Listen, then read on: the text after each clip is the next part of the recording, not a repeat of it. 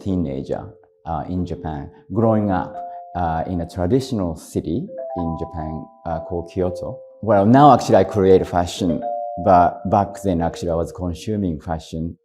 14 years ago in Rana Boutique, that's how I started my own career, I guess, as a fashion designer. And but it was such a humble beginning. For instance, I was working as a tour guide part-time, and she was minding a shop while actually I was absent and looking after my clients. So, you know, we share a lot. We share our past, and more importantly, we share presence.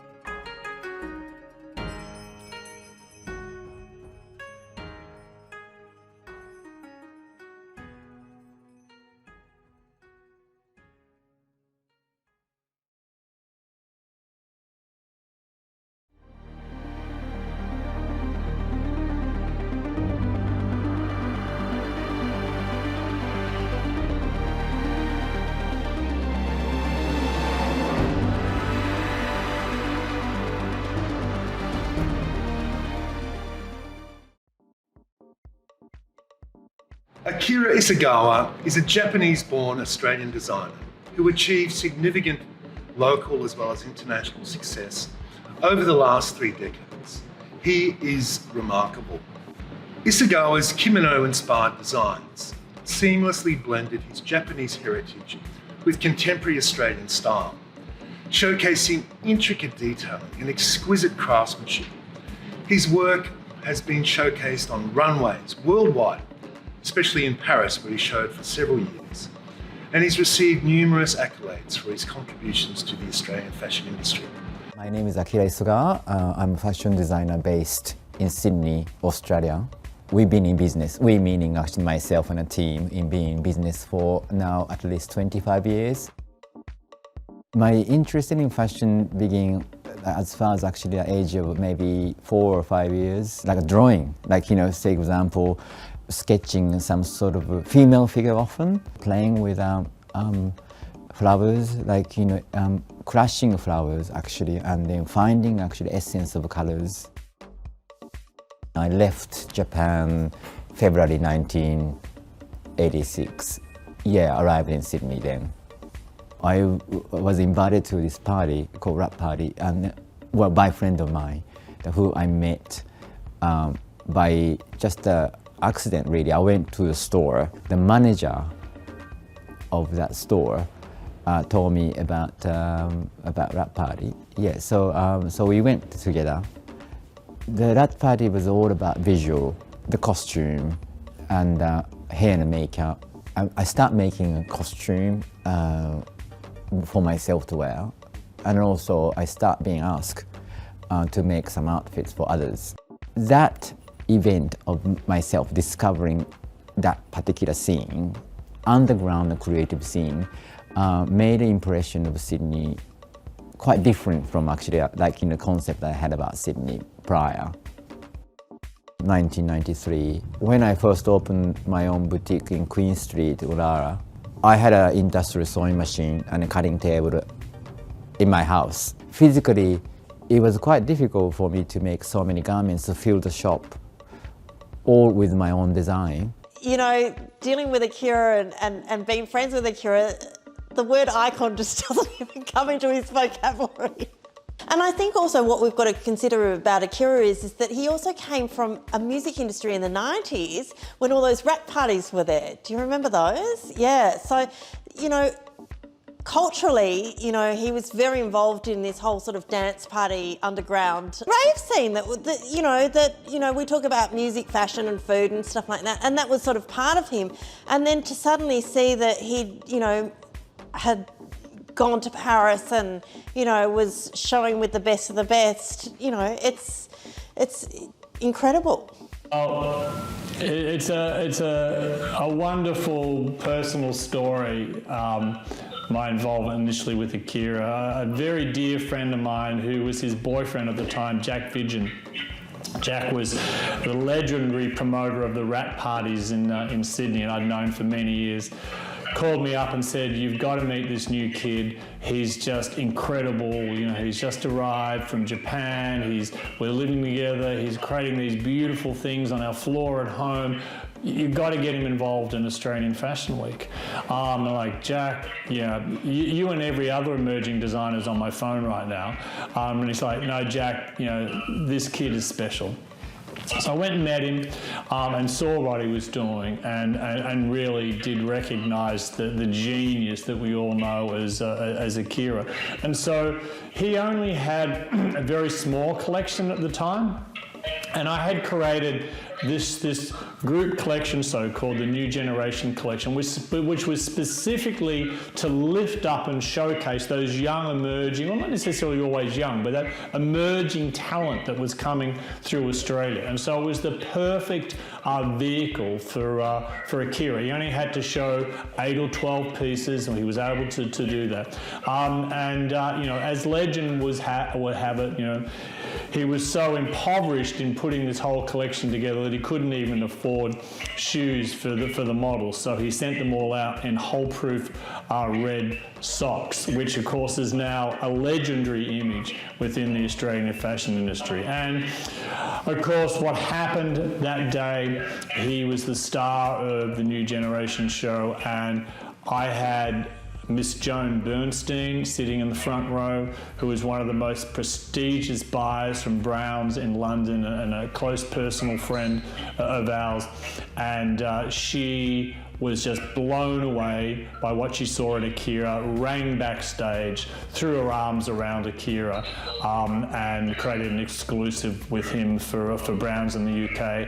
This was Mrs. B. This was the lady that put Alexander McQueen on the map, who broke, Donna Karan and Calvin Klein into Europe, and now she was throwing her arms around Akira. I mean, this is one of the moments that just made me feel so proud to be able to give these opportunities to the amazing designers. And of course, the rest is history with Akira, who's one of Australia's most loved designers now. I rather rely on craftsmanship than color palette of this season. And I find it such a relief to be able to detach myself from season to season's trend. I found it something solid, and I find it something that I can entirely rely on.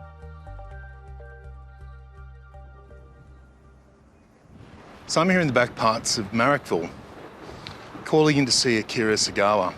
Now, it's a very industrial part of Marrickville, and it's where Akira has had his workspace studio Italia for many decades. And we're going to go in and have a look around. Akira! How are you, my friend? Hi, good to see you. Nice to see you. Good to see you. Thank you for welcoming us to your workspace. I feel like for myself, really, depends on the vision of designers, where you want to go. But I feel like so privileged to be still able to actually connect with the clients one-to-one basis. Because loyal clients of, say, for example, last 30 years, still come to to my studio. I mean, they were quite mature ladies now, but it's so nice to stay in touch with them, and it's really nice to stay in touch with someone like yourself, Yeah, and that's I think for me it's the personal connection speaks more than anything. Yeah. So I get a lot of joy out of it, Yeah. It's actually, on nearly leftovers, but there's still a lot of actually garments here, organized year by year or collection by collection.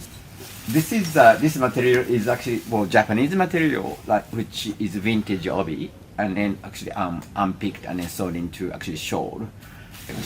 So this is going to actually Art Gallery Victoria, and those garments, this selection is going to actually State Gallery of South Australia in Adelaide. Yeah, that's like authentic kimono. That was a show in year 1998 at Australian Fashion Week.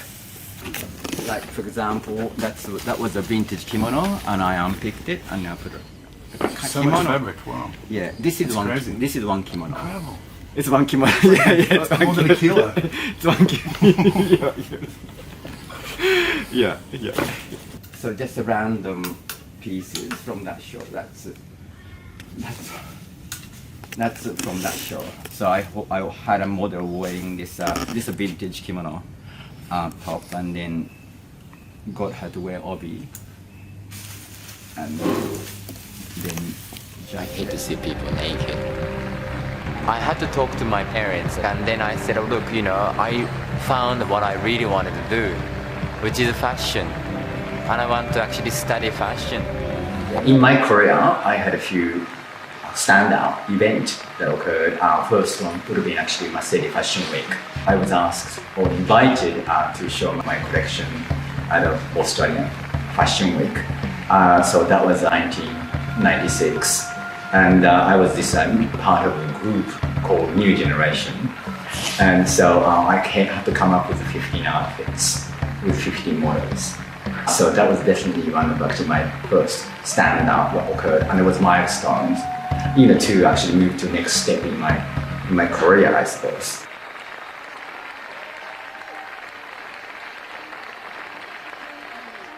Australian's fashion samurai, Akira was celebrating not only his 25th anniversary and doing so in style at the Powerhouse Museum by hosting a very special retrospective exhibition and also the release of a commemorative book. Yeah, well, majority of actually sample collection display here is from my own personal archive of last 25 years, which I have actually donated to Mars. How much work do you put into your garments? Well, I tend to actually put more than 100% of myself into garments when it comes to sample making.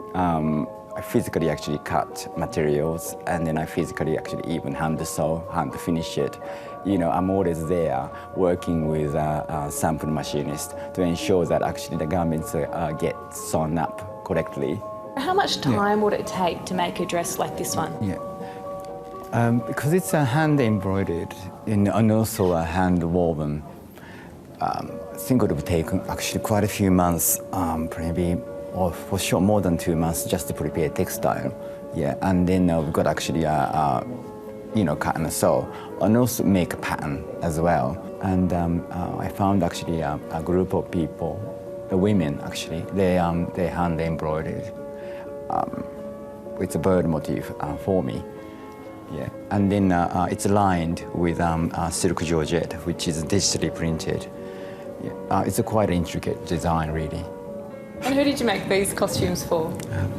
These costumes were made for Sydney Dance Company, the production called Grand in 2005. It's all designed based on draping. We draped fabric on dancer's body and then pinned it and then stitched. It was an interesting process. What are some of your earliest memories working with fabric? My first actually memory of touching and feeling fabric was actually tea towel, actually in the kitchen when I was helping my mother cooking. And it was just a square, oblong-shaped cotton cloth. And I remember actually just playing with it. And then in fact even actually wrapping the cloth around my body and then against my body, and see it actually could be a dress or could be actually top, or it was actually fun. From his two-storey warehouse in a rundown part of Marrickville, Akira breathes life into pieces of delicately coloured fabric.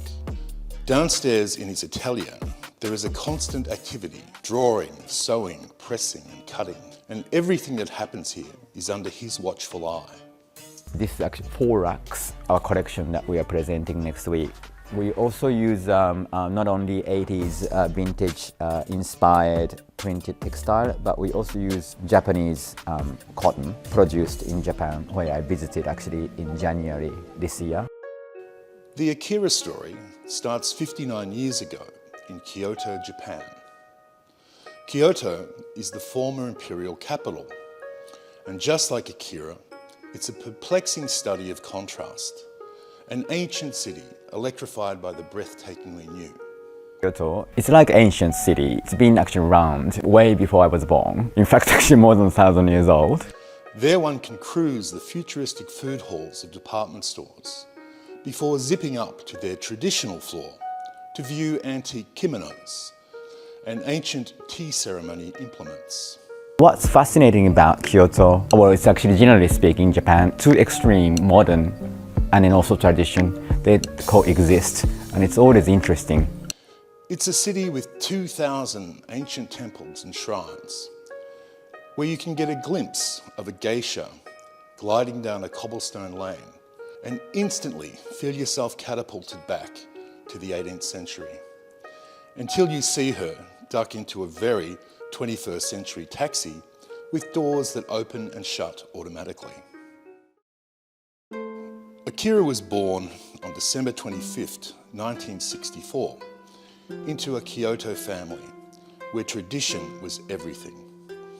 Discipline was high and expectations were fierce, and much remained unsaid.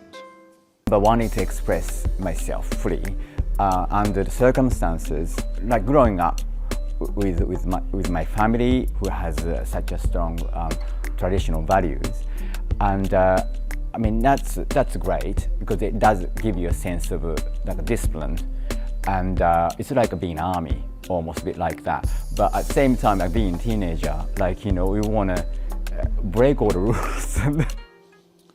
Isagawa's father, Hisao, belonged to a clan that was proudly protective of its bloodline.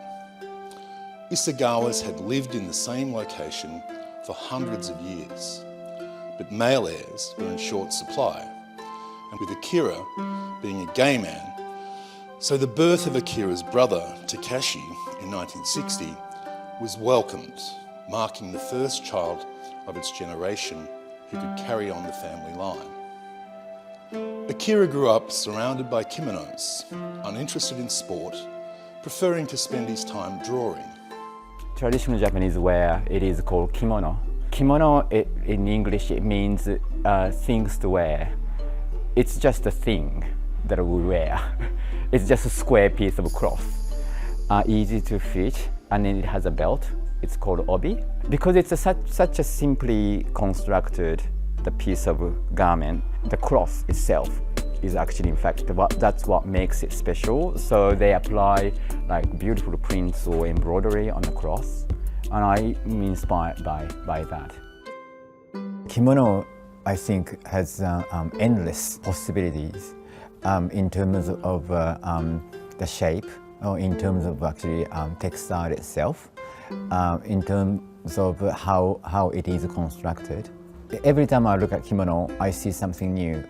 I grew up with a kimono, and that is actually a garment that I find it actually most relatable for me. Also respecting some sense of my heritage, and then to be truthful to myself.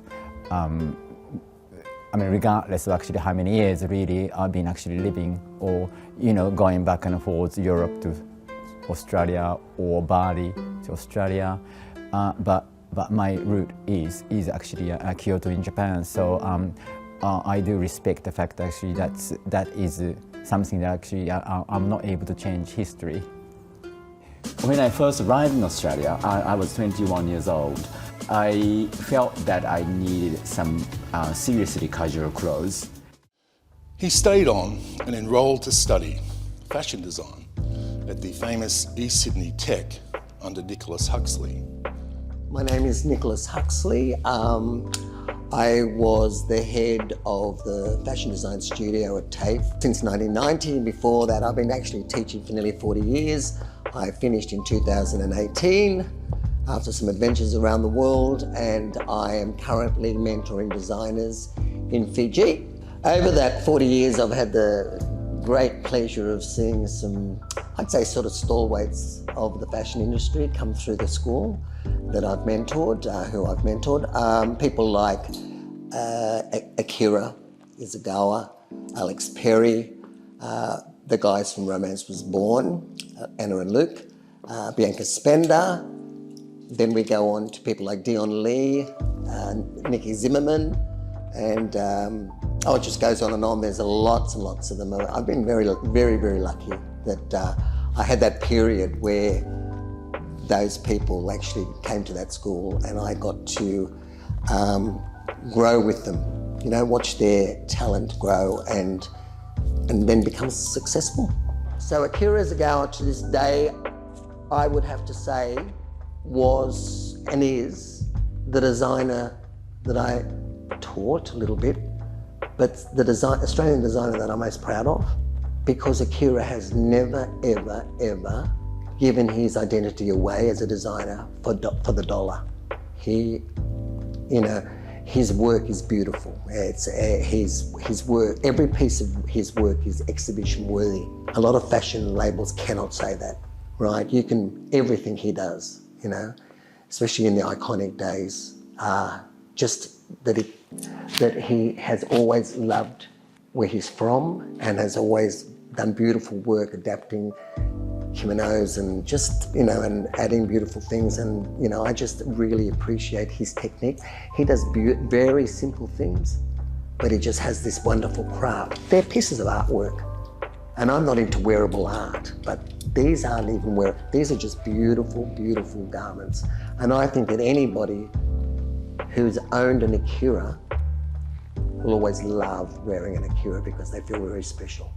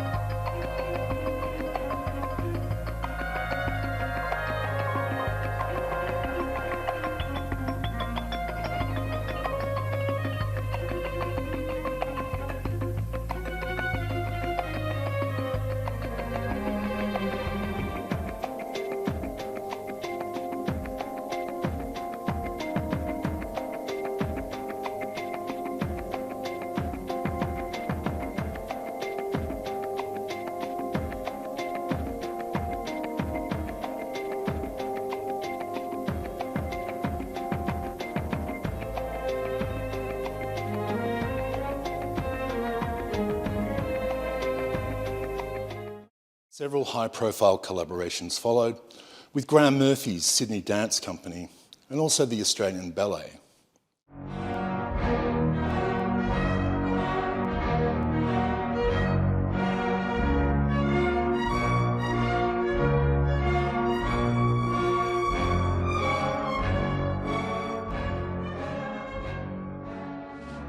Hello, I'm Graham Murphy. I was artistic director of the Sydney Dance Company for 31 years. It was a company that was pioneering contemporary dance in Australia. I now work as a freelance choreographer. I'm working across all disciplines. I love opera, I love theatre, I love film, and of course dance is my #1 passion. I feel that arts is about storytelling, whether it's a piece of music, painting, whether it's a frock. I think everything has a story hidden within it, and I love the narrative. I think Akira responds to the narrative.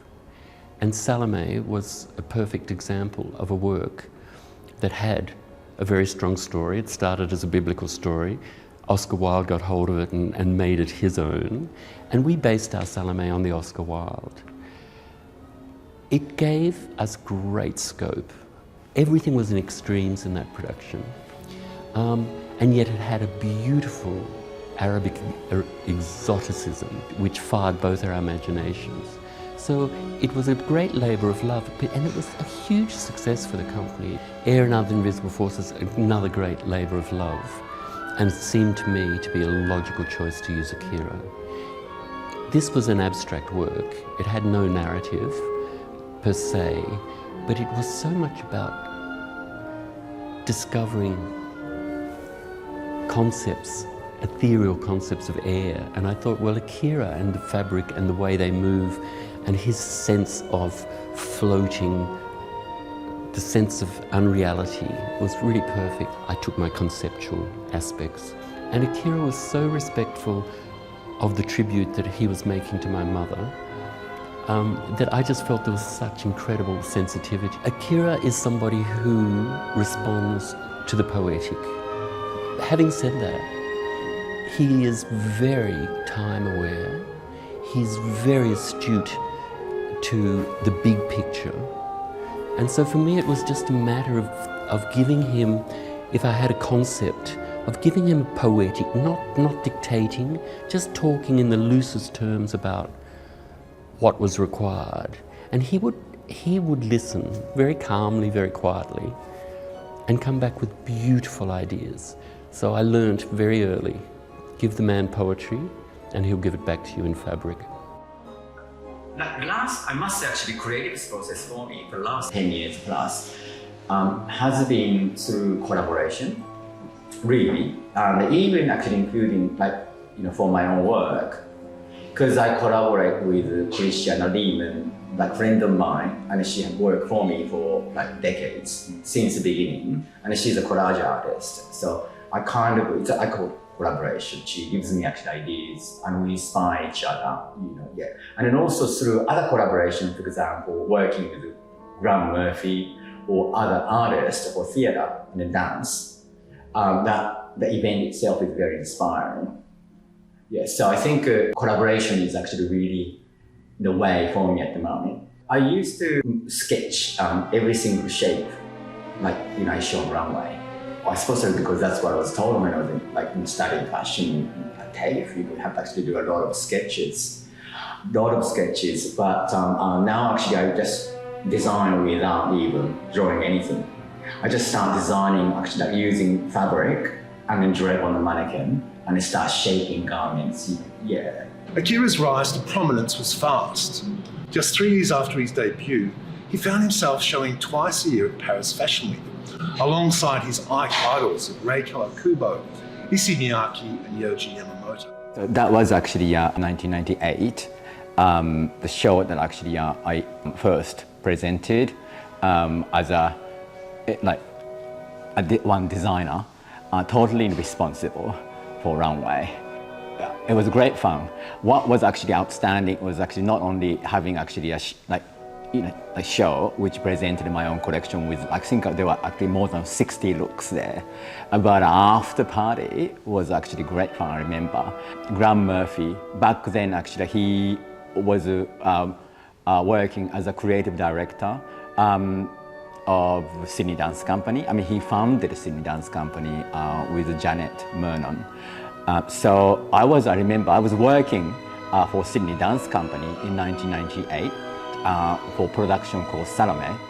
So Sydney Dance Company was kind enough to offer some dancers to showcase actually some of my costume I designed after party at the Sydney Opera House.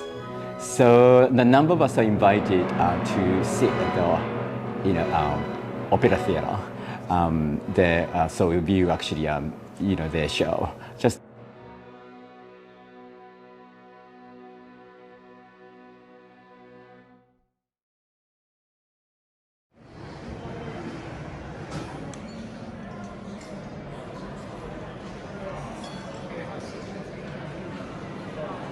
I'm here at the Benelong restaurant. This is the actual room where we staged the Akira Isagawa after party, after his very first Fashion Week, before it was even called Mercedes-Benz Fashion Week. And we had the whole floor here for our private function. It was decorated. There was a cast of every glamorous person in Sydney and also from around in the fashion world. There were movie stars, there were dancers, and it was a memorable night. And I remember I was babysitting a couple of Hollywood guests who happened to be in Sydney that night, or they were there for that month, I think it was, or maybe even 2 months. They were filming The Matrix, the very first one, Wachowski brothers. The two people I was looking after that night were none other than Keanu Reeves and Lawrence Fishburne. And I remember Lawrence Fishburne, who was sitting next to me when we did the private preview of Graham Murphy's Salome in one of the main theatres in the Opera House. He was so blown away, as everybody was. You know, we turned on a private mini performance of a show that wasn't even scheduled to be on that night. And Lawrence turned to me and said, "Hey Paul, do you do this sort of thing a lot?" And I glibly turned to him and said, "Lawrence, all the time." It's an incredible place. It hasn't changed. The shelves are exactly as they were. The glass is all original. It's just the location and the venue. You cannot mirror anywhere in the world. Well, I think what actually really made it was in 1997. So I was showing at the Fashion Week as a part of a group called Ready to Wear. That's when the Browns of London, it's a influential retailers, fashion retailers in London, they were an audience. And Mrs. Bernstein, who founded Browns and director of Browns, decided that to buy more or less actually like everything I showed on runway. Yeah. And so that was actually a really big deal. And then plus Anna Piaggi, late Anna Piaggi, she passed away, well, a few years back now. And she was also an audience, and she came backstage, and we first met there at the backstage, and then we made arrangement. She came to my boutique in Ulara, and then she decided to buy a number of my garments, which she wore at the Milan Fashion Week same year. So I think those events actually was very, very big deal, actually, I think, for Australian fashion industry. So I think that made it like, I suppose actually I become like a big event, you know, so I become kind of a desirable sort of a commodity, I suppose. I try my best to accommodate, you know, like as many interviews as possible. So, I mean, this is like it's not random event, you know, this is like a really serious entry to a business that will actually suddenly opens up, you know, this opportunity opened up for me. And then in fact, actually 1998, following year, like I was in Paris, you know, already because of demand. Back then it was a fax, actually, not an email. Got so many faxes, particularly from Italy, because Anna Piaggi was very influential, you know, so I received a lot of interest from Italy. So all of them actually, as it turned out, all of them are in Paris during Paris Fashion Week. Meaning actually all Italian buyers were in Paris. So I met actually a few buyers there in 1998. Akira Isagawa is possibly the most talented designer we have. Certainly the most humble, and that's not a word you generally use around fashion designers. He is quite creative, and I can remember a number of his shows. The one that sticks in my mind is the one down at the wharf at the Australian Dance Company, and it was possibly one of the most surreal, serene fashion moments that I've ever been part of. And you know, to this day, he produces the most eloquent fashion for Australian women, and in fact women around the world. Akira, fantastic. Akira is a national treasure, really, and I think, you know, it was wonderful to sort of, you know, see his evolution in Australia, and I mean, highly respected. You know, there's been museum, you know, gallery exhibitions on his work. He probably could have done with some commercial assistance, I think, on that side of it. It could have been a lot bigger, but you know, you have to, I mean, have the right mindset and the right framework and the right business partners. I mean, Zimmerman is a great success story because Nikki has her sister as her original business partner. I mean, I think Simone works on strategy, but her husband is a lawyer. He's the CEO. So it's a very tough business. So Akira is wonderful, but I would have loved to have seen him get a little bigger than he did.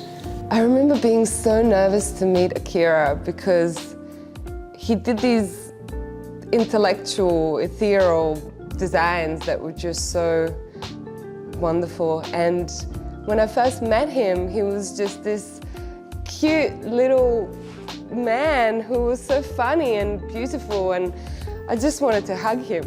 I love Akira, he's a sweetheart. And such a talent. I mean, the prints and the shapes, the Japanese influence was very strong. And his shows were so beautiful. They used to be so beautiful and so modern and tranquil, and you just felt transported into a very ethereal kind of world.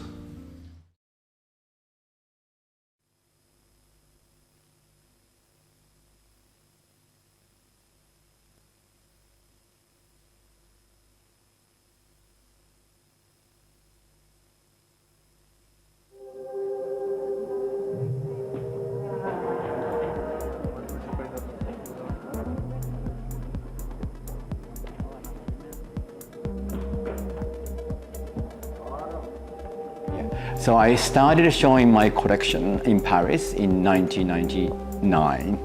But however, in 1998, I went to Paris and I took my sample collection, but I wasn't able to do a show because I wasn't ready. I was just checking what Paris was like. And then I had an appointment with a number of buyers from Italy. And like what happened was actually like the buyers wanted to buy my samples, and then so which I did actually.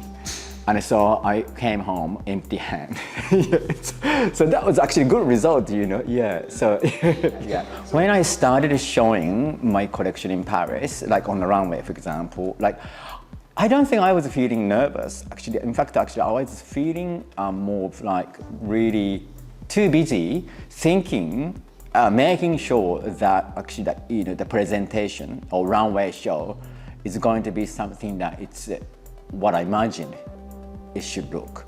And then also wanted to make sure that actually right person was in audience. Because without audience or right person audience, it's not worthwhile. I engaged myself to a press agent, Michelle Montan. And so she helped me out, like, just taking care of actually invitation list and also seating plan and so on. And then also I left sample collection in Paris because she had a showroom.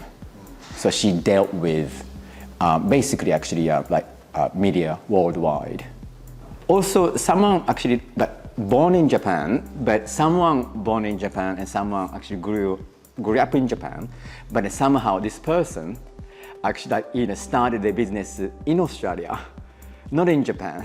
So I think what was quite interesting, I think, for a lot of people in Paris was that particular mixture of like a cultural background, this Japanese versus Australian, and then that somehow, they blend into something new, So I think that particular offering was quite interesting for Europeans, I think.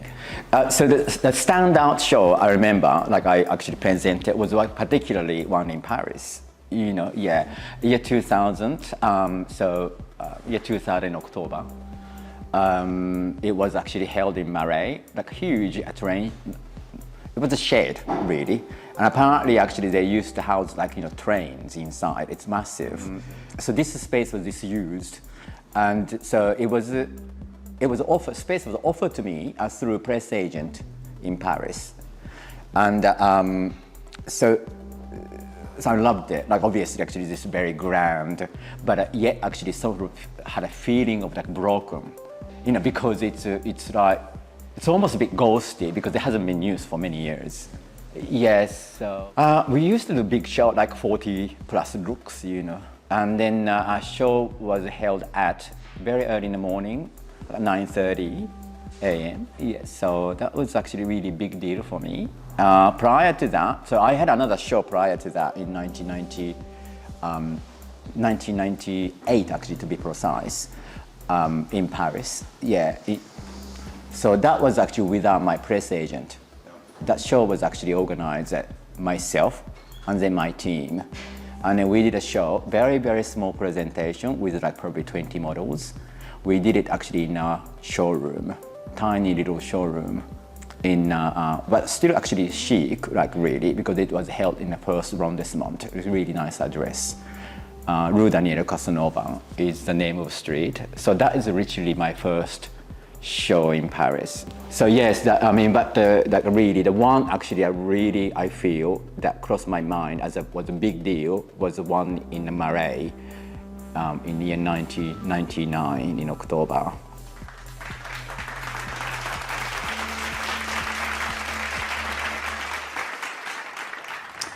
Akira, what a gentle, beautiful, creative spirit. He, again, was very true to his, aesthetic and his design philosophy. He was a purist and a wonderful person to know in the industry at that time, highly talented. Akira was just so kind. He had the most beautiful smile, those eyes. He was always so warm, and he always had the time to talk to you and to share stories and to help you. He was a very calming influence. I don't think anyone else was presenting that Japanese aesthetic in a modern way as well as Akira was at the time. It was very new, it was fresh to sort of have this modern wearable interpretation of this, Japanese heritage design. Well, he's incredibly humble, Akira. This is the other thing. Like, he doesn't consider, he never talks about his success. Oh, look, I still look at every success, and Akira's success in Paris has been absolutely incredible. I'm still blown away by how revered he is in the industry, and I love the fact that people, regardless of time, 10 years can go by, and he is considered like an icon in our industry. He's incredibly talented. I love the Australian postage stamp series that they did with all the designers, Jenny Bannister and him and Prue Acton. And, these are key components of the Australian fashion industry that we can't forget. Akira has had many recognitions. Australia's first fashion laureate. His work has been shown at many art galleries, including the MCA, the National Gallery of Victoria, and now the Powerhouse. He's even appeared on a stamp.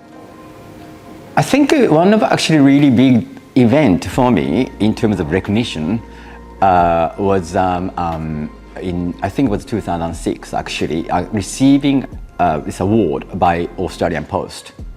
And then what it was actually I become actually the stamp, like my image, from torso up. It was a big deal only because that's first time actually really my family recognized that that I become actually sort of a name that it's known by many in Australia. And particularly actually I think my father really appreciate that. When I received a call from Australian Post, I was told in fact that there is a group of designers. I think there were 5. So myself and then Colette Denigan, and then Joe Saba, and then Carla Zampatti, and then Prue Acton. And then also I think Jenny Bannister maybe, there are 6 I think. I think Akira Isagawa again, it's a little bit like what you were saying with Colette Denigan. He made you realise that Australians could play in the big wide world of fashion and have its own handwriting and its own following and be as creative as anyone else in the world. He's an amazing talent. One of the turning points for Akira was when the then Vogue editor, Marion Hume, featured Akira's red kimono dress on the front cover, worn by Naomi Campbell, shot by the legendary Peter Lindbergh. So it was actually in 1997. I remember actually that was in March. I received a phone call from Vogue Australia, and then the office was in actually somewhere in North Sydney. So I was told that newly appointed editor of Australian Vogue is keen to actually come to visit my studio in Surrey Hills, and which she did, and her name was Marion Hume. So she asked me to show her some material that I had. That would have been actually 2 months before May, which means 2 months before Australian Fashion Week in 1997. And so she picked actually a number of fabric, and they are all vintage one-off kimono. And she asked me to come up with a minimum of 2 outfits. And then I had like less than 5 days, like 3 days to finish it, and which I did. And then I couriered to actually the address in Paddington. And in that dress, or both of them, I'm not sure, but at least one of them went to New York. Or sorry, not New York or Paris. I do not know where photo shoot occurred with Naomi Campbell, but I traveled offshore and then got dressed by Naomi Campbell. And then Peter Lindbergh took actually picture, and I went to cover of Vogue. And that was published in May, in time for Australian Fashion Week in 1997. Browns saw my show. So Fashion Week had a wrap party, which is actually at the end of Fashion Week. I think we had it actually in Nelson's Park. And the little, like really sweet, actually little shed in Nelson's Park. So we had actually like, the wrap party of Australian Fashion Week. And then that's where Vogue Australia launched the new edition of Australian Fashion Week's new editor. Yeah, and so Joan Burstyn was there, Mrs. Joan Burstyn was there. So we all celebrated, like, Naomi Campbell was my dress on the cover. Akira's show was a palette cleansing sorbet explosion. He showed his mastery of colour with a riot of pinks, lilacs, aquamarines, another gelato shades mixed in with metallics, and vintage 1980s prints. There were striped boxer robes, oversized sweatshirts, along with a more layered and romantic style, including pastel organza dresses. It was a bold departure from his trademark Japanese aesthetic, taking the collection on a sportier and more androgynous turn. Akira Sagawa, I can remember, I guess there was Susan Noomsalu, Akira Sagawa, Jodie Boffa and myself that David Jones picked up as the early designers. And so we were the celebrated Australian designers at the time.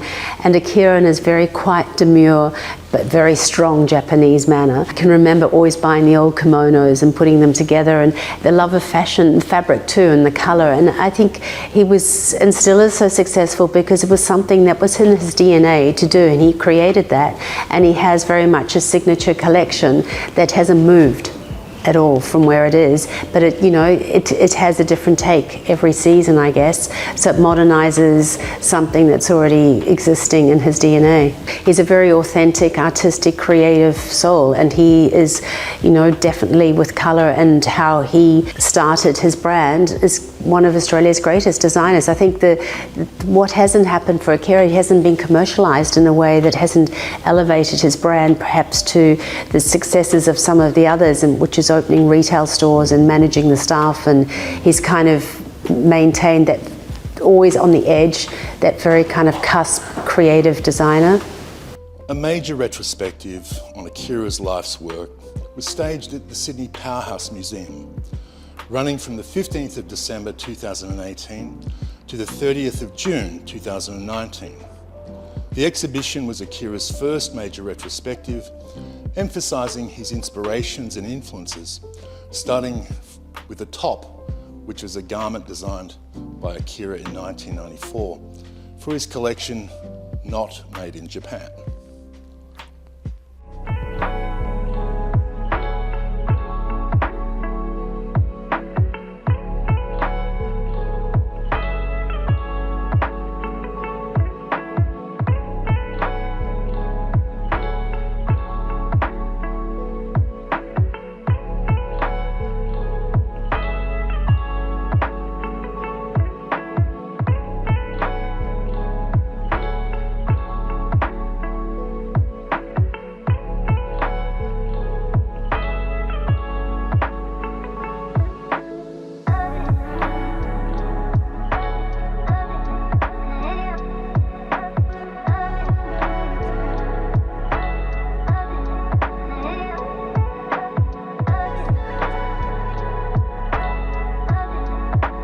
Akira Esegawa, for me, he's an artist, you know, and I think most designers are, but him in particular, I've always had a weakness for Japanese brands. Like Yohji Yamamoto, when I was a kid, I would like save everything and only buy like one item so that I could buy that, or Comme des Garçons, or whatever it is. And for me, seeing what Akira stood for in terms of his fashion and what he did with it here in Australia, yeah, he's something else. I think Zen is a quite interesting philosophy, because when we're talking about how hard it is to survive in fashion, and then I was saying that actually you have to give actually more than 100% of yourself to make it happen, and come up with actually new collections so often, and then not to actually get burned out, and mentally actually stable, not exhausted. Yeah, I think the philosophy of Zen, for example, is certainly actually that did actually help me like a lot to realize that when actually that you are dealing with the stress and difficulty, and then when you have a book to read, and they make you feel grounded, maybe it takes actually a day, and then you just sit and then read, and the next day you're ready. Yeah. So I think it's nice to have a faith.